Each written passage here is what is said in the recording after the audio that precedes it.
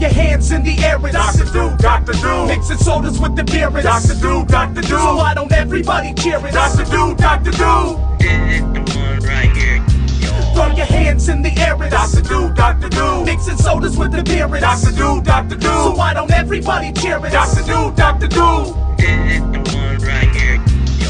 You got What is y'all, your social media platform artist and the host of the great YouTube channel. I'm your host, your one, the only, Dr. Do here, everyone. How are we on this wonderful, How are we on this wonderful Saturday afternoon here, y'all? Today's video, we're going to do about another military history video. We're going to talk about another tank video. This time, you guys want to know about a story and everything about the tanks. You know, like from when the tanks are starting to begin to becoming a dominant power weapon around the mids of the 1940s to this day. And you guys want to know this one. You guys want to know why Western tanks are more powerful than Eastern tanks.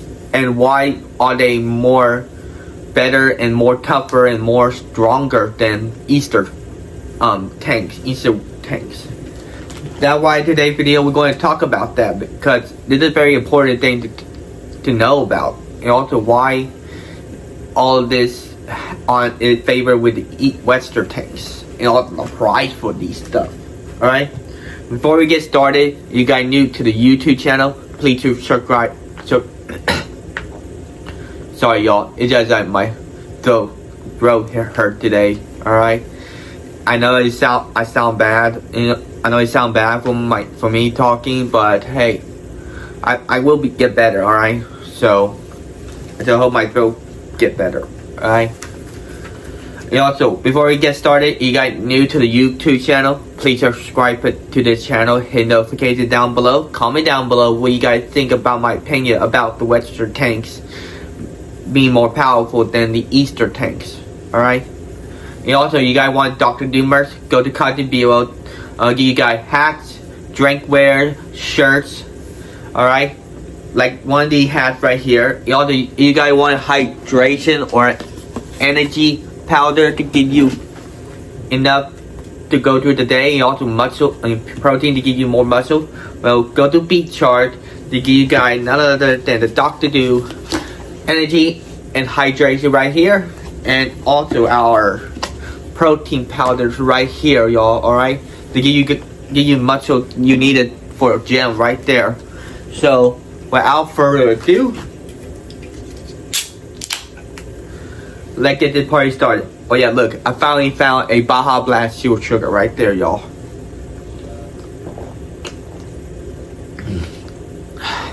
Hope that helped my throat.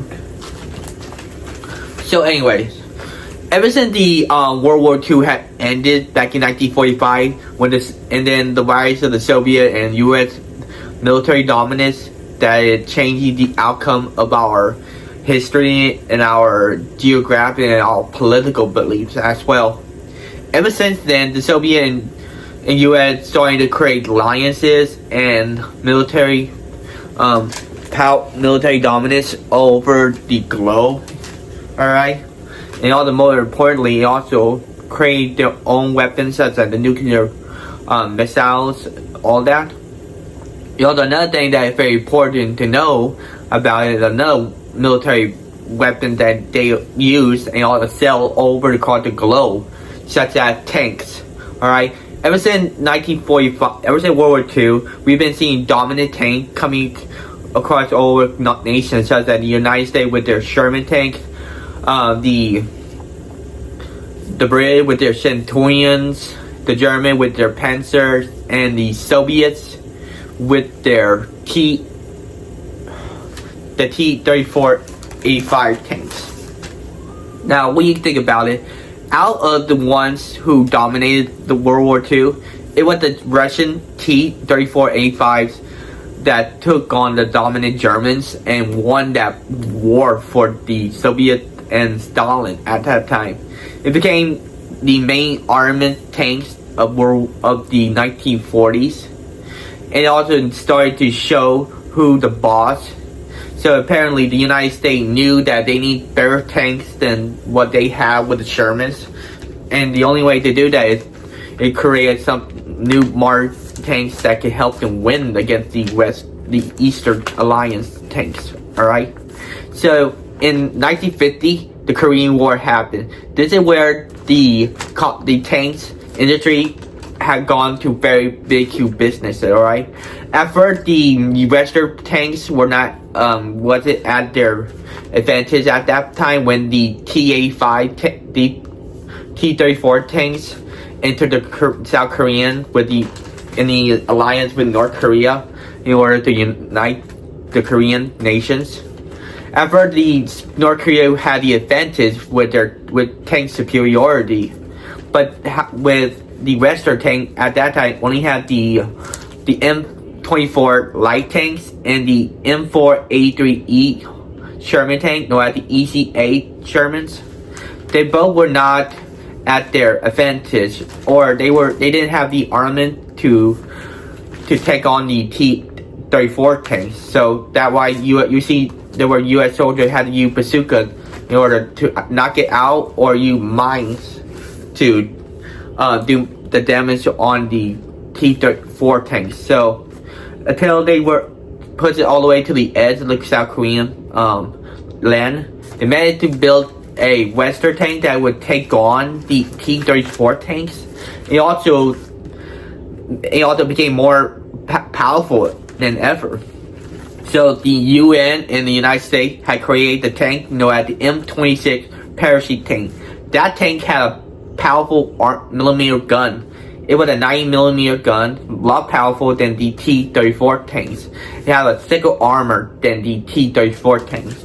So when US and UN took on that tank, they become more dominant.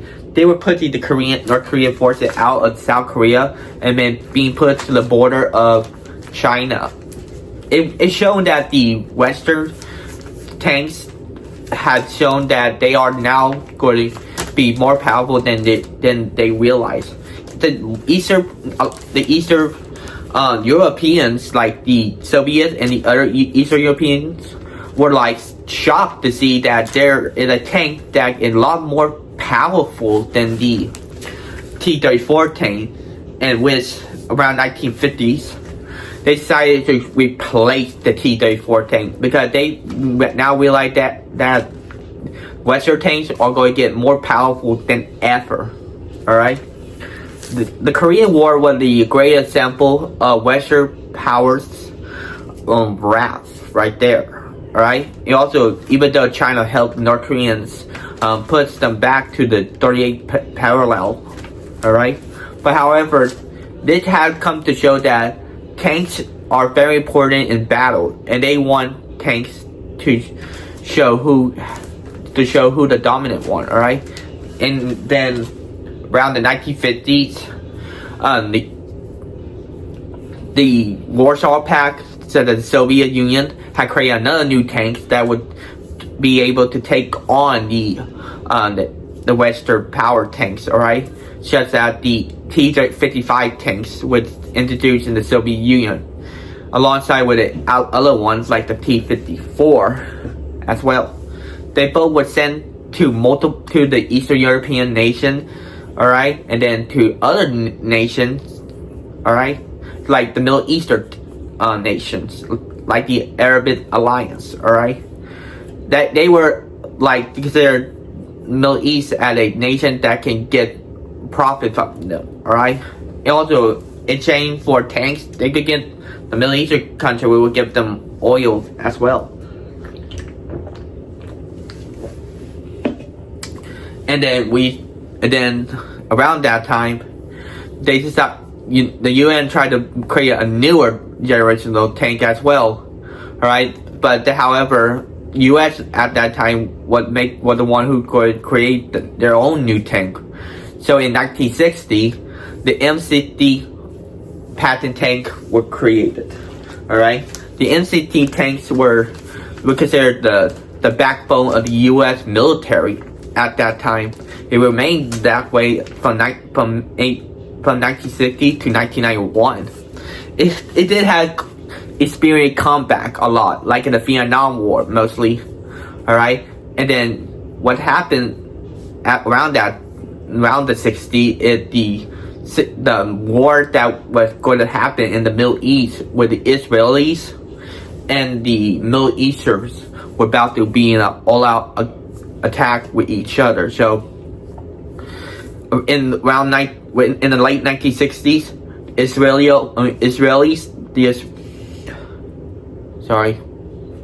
the Israelis military launched the attack on the Syrians and the Egyptian army, known as the 6-Day War. It was a devastation to the Egyptian and the other Middle Eastern country that the Israeli had shown their tanks, such as their Centurion tanks, which were considered old and obsolete that were used in World War II. And those Centurions, they mixed Centurion equipment mixed with Sherman tanks, becoming a threat to the Middle Eastern military alliance. Alright, and it resulted of thousands of Egyptian tanks being destroyed and thousands lives were taken.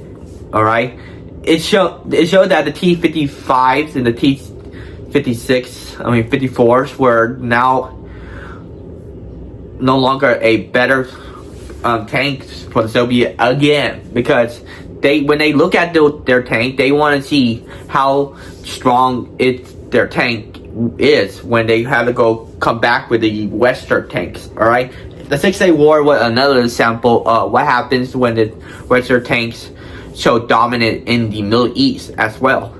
And so the Soviets decided to create another tank project known as not Russian tanks, such as the T-64s and the T-66, which entered service in the Soviet Union. And they too, just like the T-55 and T-54, the look, alright? It always looked the same, really. Why not make it look different, alright? Why is it still looking like it had not been changed, alright? You just change the numbers, alright?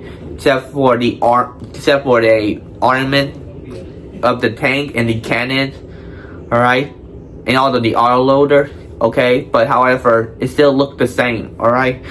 And then I'm like, how you know you're not going to fail the same way like the other tank variants, alright?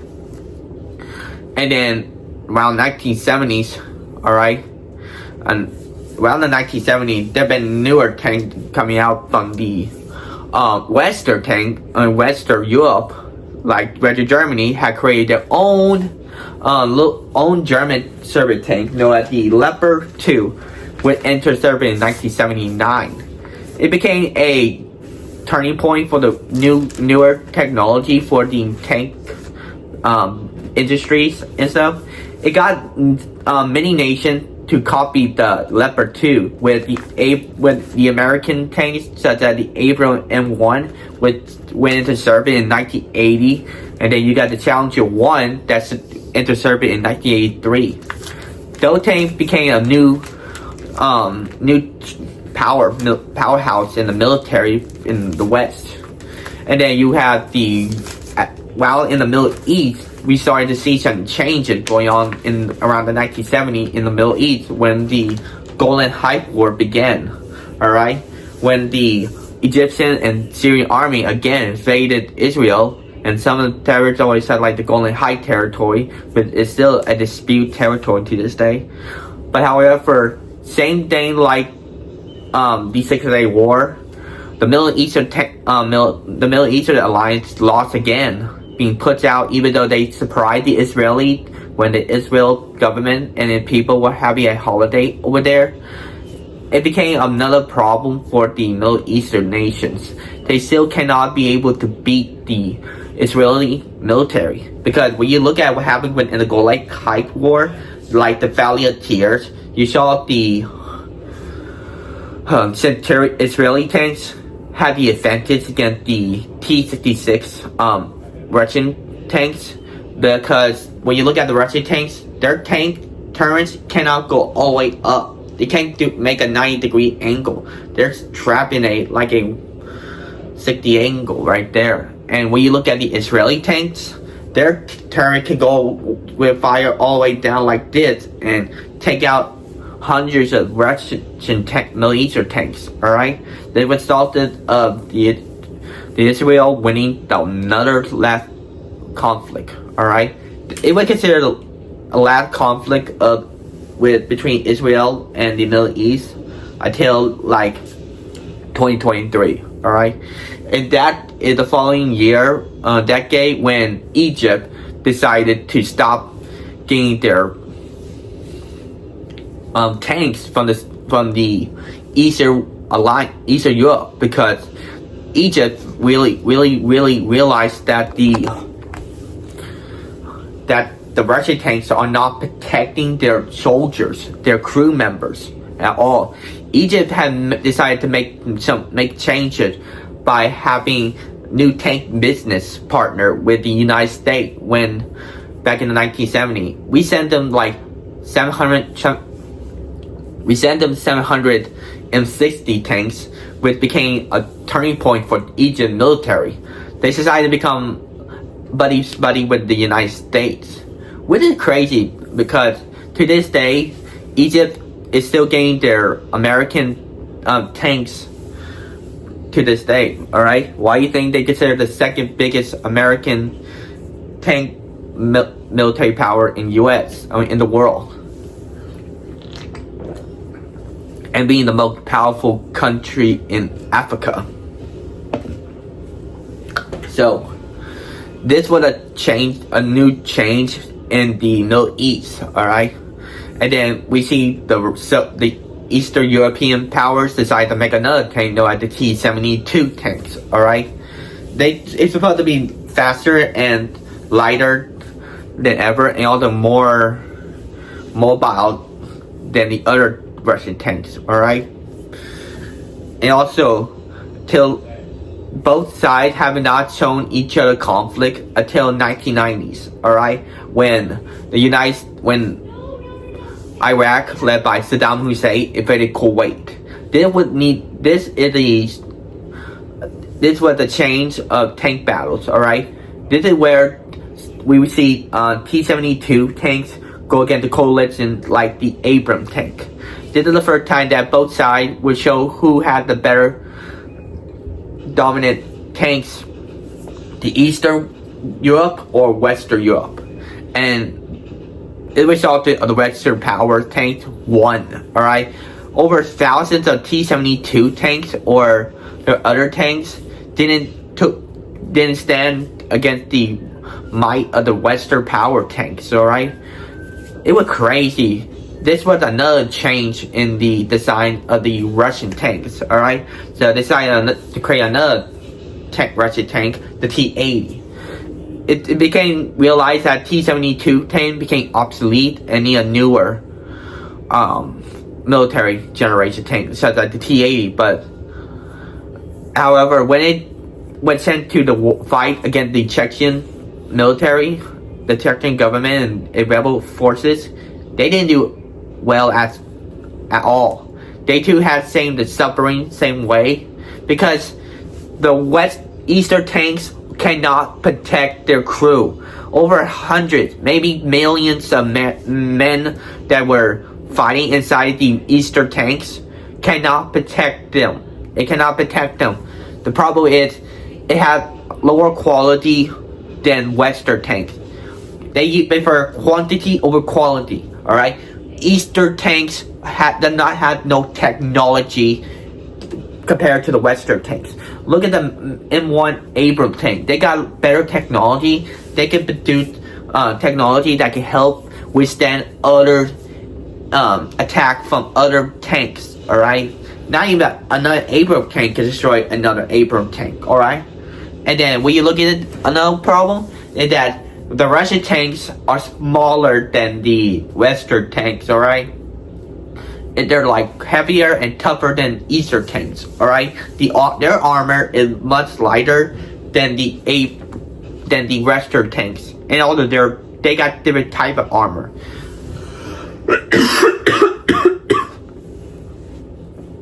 Alright? They also, the armor that which the Western tanks uses is chopper armor. Alright?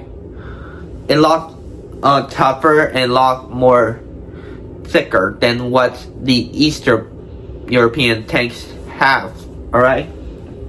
And then you start to see some nations been taking some of those newer Western tanks. Alright? You had 26 nations bought in 60 tanks. Alright? You got like 5 nations like Egypt, Saudi Arabia, Qatar, one of those countries getting their Abrams tank from the United States. Alright?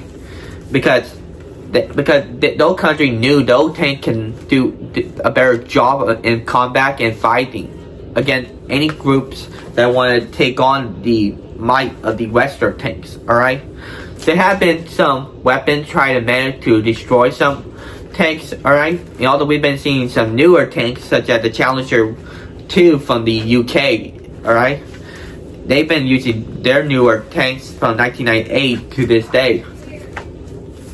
And also, we still have not seen some new changes with the Russian, European tanks at all. We always see them have the same problem over and over again.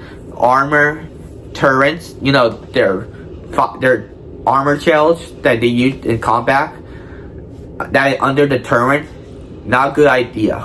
That's why you see Abrams tanks and other tanks have a compartment in the back of their turret, and also a box that can prevent any shells being hit or pierced through. Alright? And also the price for those tanks, dude, they're a lot. Alright? For you, Western tanks, when it comes to selling Western tanks, alright, they cost more than what other tanks in the Eastern Europeans have. Alright?